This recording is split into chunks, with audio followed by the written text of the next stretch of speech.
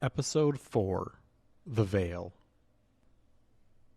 As you step through the veil, fully aware of what awaits you on the other side, you can't help but close your eyes in anticipation of the inevitable, and just listen.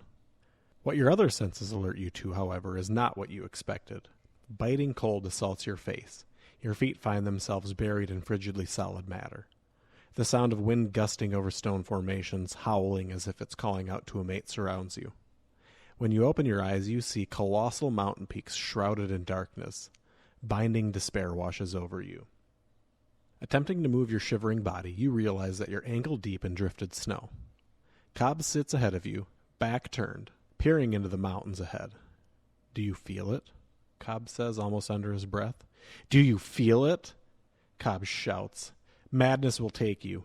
Madness will take us all if we do not find salvation. These, my friends, are the mountains of madness, and the only reason we've been brought here is because those who dwell below wish to meet you." Cobb turns and gestures for you to follow.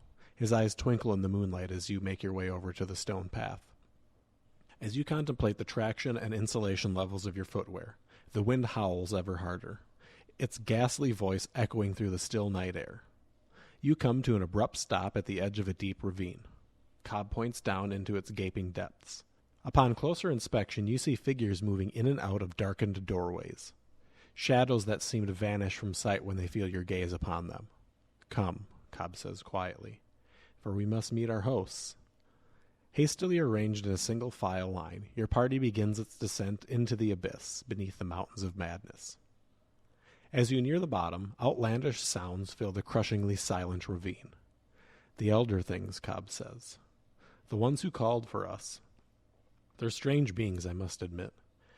I don't know much about them. They're incredibly powerful and brutally mysterious." Cobb, the usually calm and collected cat, has an uneasy look about him.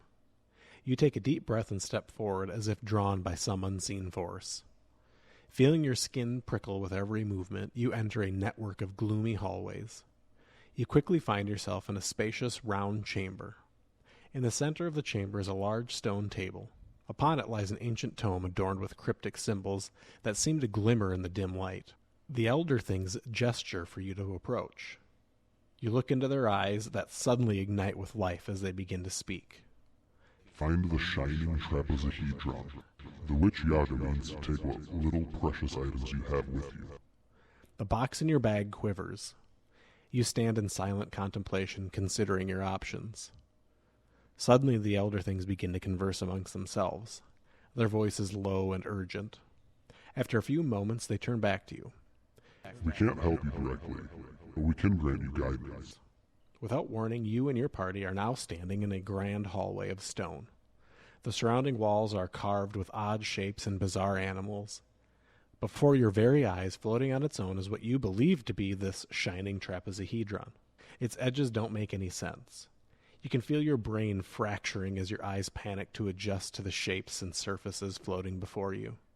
Overcome with mental exhaustion, you collapse. First to your knees, then onto your back. Now you are before the elder things again. You listen carefully as they tell you a tale that has been passed down through generations. It talks about an ancient relic known as the Shining Trapezohedron. The relic is believed to hold a great power. If one were to find it and bring it here, then all would have what they seek. The elder things advise your group on how to find the mysterious relic and warn you that it won't be an easy task. You will have to locate 3 components. One you already own. It's inside your ivory box. You must also find a rare artifact known as the Mysterious Key, and an ancient spell written on the pages of a long-forgotten book. You thank the elder things for their guidance, bow your head in respect, and set out on your journey in search of the shining trapezohedron. Your quest promises to be challenging, but you're determined to succeed and restore balance to the realms. With a renewed sense of purpose, guided by the infinite wisdom of the elder things, you set out on your perilous journey. Only time will tell if you find what you seek in the mountains of madness. As you begin your climb back up the snowy pinnacle, you pause to take one last look back at the ravine. A strange sense of comfort and security washes over your body. It presents you with undeniable certainty in the success of your quest, no matter the odds. You turn away from your momentary reverie and step forward into the unknown. The mountains of madness await. Now that you and your group are back to where you had emerged, you see a familiar veil shimmering in the moonlight. Ah, wonderful, Cobb sneers.